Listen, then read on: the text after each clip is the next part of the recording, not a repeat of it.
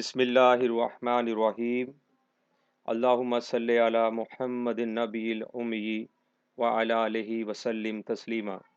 अस्सलाम वालेकुम। Dear students, हमारा आज का टॉपिक है frequency distribution when number of classes is given. यानी इस सिचुएशन में हम फ्रीक्वेंसी डिस्ट्रीब्यूशन इस तरह से बनाएंगे कि हमें ये पहले से पता होगा कि हमने कितनी क्लासेस जो हैं वो बनानी है। यानी क्वेश्चन में हमें मेंशन्ड होगा तादाद के बारे में कि इतनी क्लासेस हम बनाएंगे। तो इस टारगेट को ज़हन में रख के यानी हम अपनी फ्रीक्वेंसी डिस्ट्रीब्यूशन का टेबल जो है उसे कंस्ट्रक्ट करेंगे।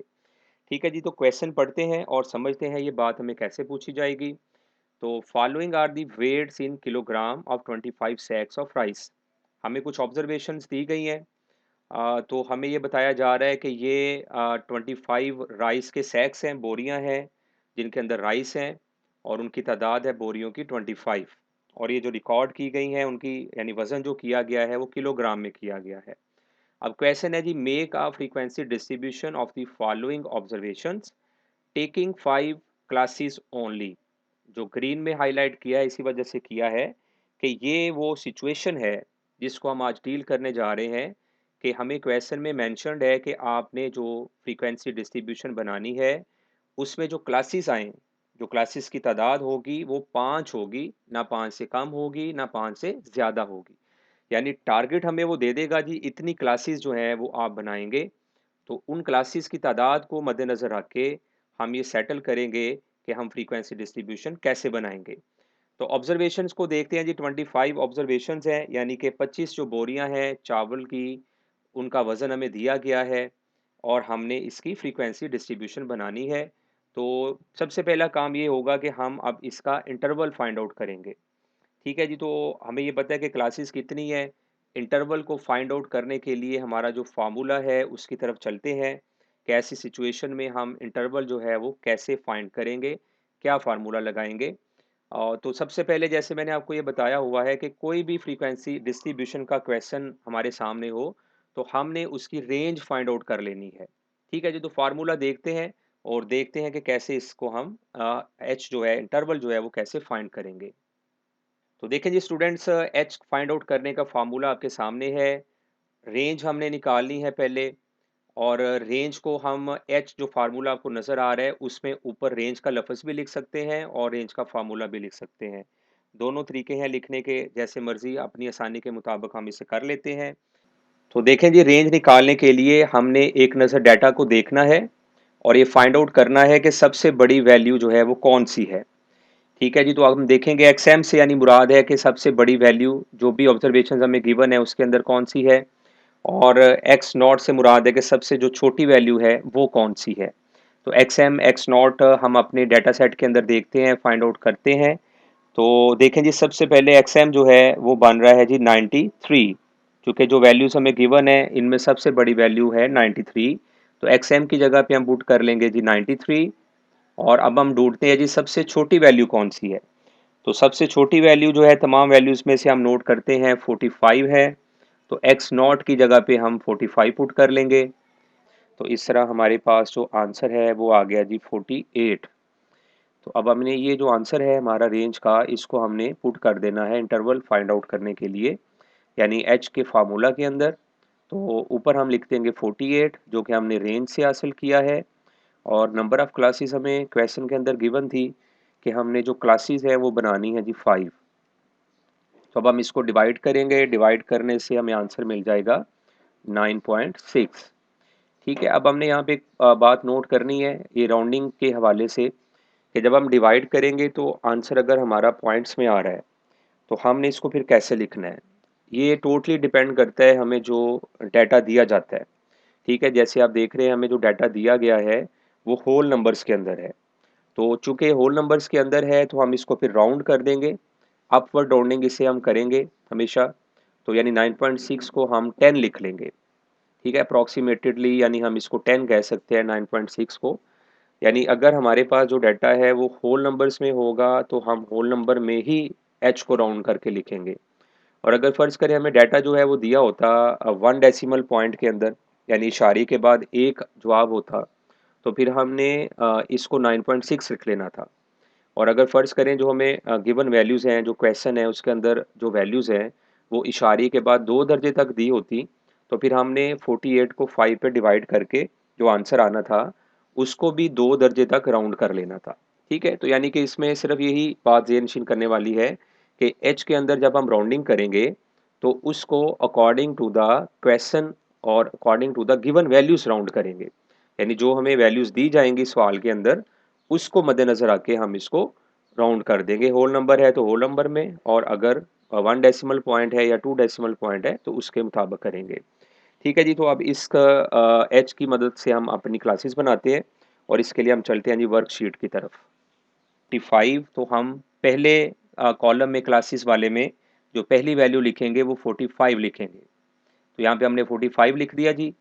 अब हमने अभी डिसाइड किया कि हमारा जो इंटरवल है वो 10 होगा, तो अब हमने कॉलम के रुख पे चलना है। ये बात यहाँ पे नोटिस करने वाली होती है कि हमने अब 45 में 10 प्लस करना है, और जो आंसर आएगा 55 यानी कि वो हमने कॉलम के रुख पे लिखना है, यानी कि 45 के नीचे लिखना है, 45 के सामने नहीं लिखना।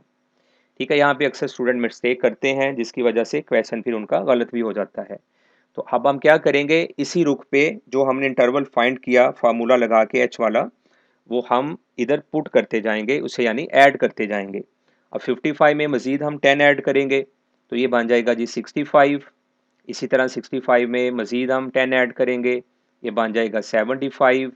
इस पे मज़ीद 5 ऐड करेंगे, ये बन जाएगा जी 85। ठीक है, अब हमने यहाँ पे ये नोटिस करना है कि हमने कहाँ पे आके रुकना है। तो अगर मैं अगली वैल्यू यानी कि 10 ऐड करता हूँ, 95 लिखता हूँ यहाँ पे, तो हमें पता है कि जी 95 जो है अब हमारी जो मैक्सिमम वैल्यू है, वो चूँकि 93 थी, तो अब ये जो 95 है वो उस वैल्यू से बड़ा हो चुका है। इसलिए अब ये वैल्यू हमें लिखने की ज़रूरत नहीं है, चूँकि हमारी जो मैक्सिमम वैल्यू है वो अटेन हो चुकी है यहाँ तक। तो ये एक मतलब हमारे पास इंडिकेटर होता है, जब हम रेंज निकालते हैं तो हमें ये आइडिया हो जाता है कि हमने अपनी क्लासेस का स्टार्ट कहाँ से लेना है और अपनी वैल्यूज़ को ख़त्म कहाँ पे करना है। तो हमने 45 से स्टार्ट लिया और उसमें 10 ऐड करना शुरू किया, और ऐड करते-करते हम कहाँ पे पहुँच गए, अपनी मैक्सिमम वैल्यू से पीछे वाली वैल्यूज़ तक। तो अब हमने क्या करना है जी, अपनी जो क्लासेस हैं इनकी लोअर लिमिट्स हमने लिख दी हैं सारी। अब हमने अपर लिमिट्स लिखनी है, और अपर लिमिट्स लिखने के लिए तरीकाकार क्या होगा कि जो दूसरी लोअर लिमिट है इसमें से मैं एक कम करके पहली क्लास की अपर लिमिट बनाऊंगा, यानी कि अब यहाँ पे मैं लिखूंगा 54। यानी मैंने 55 में से कम कर दिया है, जो कि दूसरी क्लास की लोअर लिमिट थी 55 यानी कि। इसी तरह तीसरी क्लास की लोअर लिमिट है 65, इसमें से मैं एक कम करके यहाँ पे लिखूंगा, तो ये बन जाएगा जी 64। ठीक है, इसी तरह आगे बढ़ेंगे, 75 में से एक कम करेंगे और पिछली क्लास की अपर लिखेंगे, ये बन जाएगा जी 74। इसी तरह नेक्स्ट क्लास में से अपर लिमिट लेंगे हम, यानी कि 85 में से 1 माइनस करके ये बन जाएगा 84। ठीक है, अब ये जो वैल्यू हमने लिखी नहीं है, ठीक है, इसको लिखने के 2 तरीके होते हैं कि अपर लिमिट ये वाली जो है, कि ये जो वैल्यू हम अपने ज़हन में लिख लेते हैं 95 वाली, 85 में 10 ऐड करके जो कि इंटरवल था, तो 95 में से 1 कम करेंगे तो ये बन जाएगा 94। या फिर दूसरा तरीका क्या होता है कि जो लास्ट सेकंड लास्ट यानी वैल्यू है 84, इसमें हम 10 ऐड कर लेंगे, जैसे हम पीछे 10 ऐड करते आए थे लेफ्ट वैल्यूज लिखने के लिए, लोअर लिमिट्स लिखने के लिए, तो इस तरह हमें ये 94 मिल जाएगा। ठीक है जी, तो इस तरह हमारी जो है क्लासेस का काम जो है कंप्लीट हो गया है, क्लासेस हमने बना ली हैं। अब हम अपना ऑब्जर्वेशंस वाला जो कॉलम है उसे कंप्लीट करते हैं और देखते हैं जी उसको हम कैसे करेंगे। तो चलते हैं जी दूसरे कॉलम को बनाने के लिए, देखते हैं अपने डाटा सेट को। सबसे पहले वैल्यू है जी 75।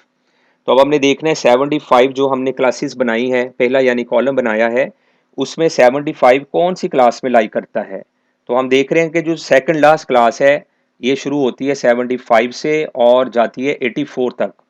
तो इसका मतलब है 75 जो है वो हमारा यानी जो वैल्यू है हमारी वो ये सेकंड लास्ट क्लास में लाई करती है, पहली वैल्यू जो है। तो हम 75 को इसके सामने लिख देंगे। ठीक है, इसी तरह जी दूसरी वैल्यू को देखेंगे, दूसरी वैल्यू कहाँ पे लाई करती है, जो कि 84 है, तो 84 भी इसी क्लास में लाई करता है, तो हम इसके ही सामने 84 लिख देंगे। इसी तरह नेक्स्ट वैल्यू 93 है, और हम देख रहे हैं जी 93 जो है लास्ट क्लास में लाई करता है, जो कि 85 से 94 तक क्लास है। इसी तरह नेक्स्ट वैल्यू 81 है, 81 फिर सेकंड लास्ट क्लास में आ रहा है तो उसके सामने लिख देंगे। नेक्स्ट वैल्यू 89 है, तो 89 जो है फिर लास्ट क्लास में आ रहा है। उसके बाद 76 है, तो 76 फिर सेकंड लास्ट क्लास में आ रहा है जी। इसी तरह से 78 है नेक्स्ट वैल्यू, वो भी इसी क्लास में आ रही है। तो सिंपली हम यानी ये कर रहे हैं कि जो डाटा सेट हमें दिया है उसको तरतीब से हम उठाते हैं उसकी वैल्यूज़ को यानी कि, और देखते हैं कि वो वैल्यूज़ जो हैं किस क्लास में लाई करती हैं, तो उसकी जो मुतलका क्लास है उसके सामने उसे लिख देते हैं। अब जैसे कि 62 सेकंड क्लास में आ रहा था, नेक्स्ट वैल्यू 46 है, तो 45 है सॉरी, 45 जो है ये पहली क्लास में आ रहा है। इसी तरह नेक्स्ट वैल्यू जो है 59 है, तो 59 जो है सेकंड क्लास में आ रहा है। नेक्स्ट वैल्यू जो है 74 है, तो 74 की मुतलका क्लास में लिख देंगे इसे। तो इसी तरह हम वैल्यूज़ को देखते जाएंगे और अपनी जो मुतलका क्लास है उसके अंदर उनको पुट करते जाएंगे। तो 69 को देखते हैं जी, 69 तीसरी क्लास में आता है, तो इसके सामने लिख दिया। फिर 77 है नेक्स्ट क्लास में आ रहा है, तो 77 को इधर लिख दिया। फिर है 53, 53 क्लास पहली में आ रहा है, ऐसा लिख देंगे हम इसको।